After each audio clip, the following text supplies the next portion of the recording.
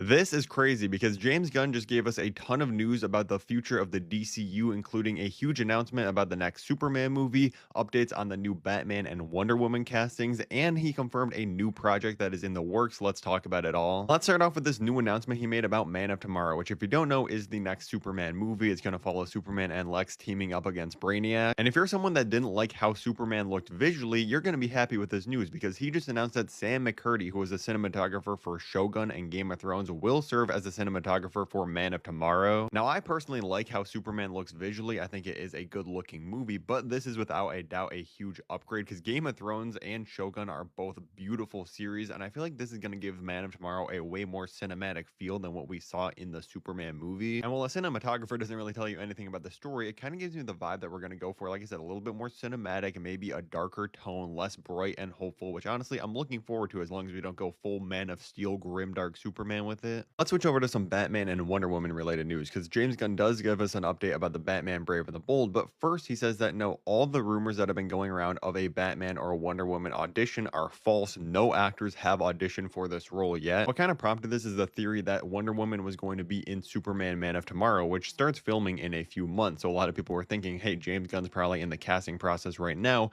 But James Gunn actually followed this up and responded again, saying that no, they are casting a pretty big female character for Superman Man of Tomorrow, but that it's not Wonder Woman. He thinks leakers just saw the casting call and kind of assumed it was for Wonder Woman. Like I said, he also gave us some Batman news, and he was asked, around what time this year do you think we will see an update on Batman the Brave and the Bold? And James Gunn responded saying, I'm dependent on when there's an actionable script ready, so there's no way of me guessing this. Also, frankly, we're well into Batman 2, meaning the Batman Part 2, and I wouldn't want to cloud the Batsphere until after that. Now, the Batman Part 2 is not releasing until October 2027, and it's starts filming in a couple months here in April. I kind of assumed this was going to be the case, that we weren't going to see Batman the Brave and the Bold in 2027 with Batman Part 2. So it seems like at the very earliest, we're not going to see a Batman in the DCU until 2028, maybe 2029. I honestly don't know how to feel about this because in one way, I am happy that we're not going to be getting two Batman movies in the same year. I'm glad we're letting the Batman Part 2 stand alone, have its time to shine, and they're going all out with the casting for that movie. Like, we're adding Sebastian Stan, Scarlett Johansson.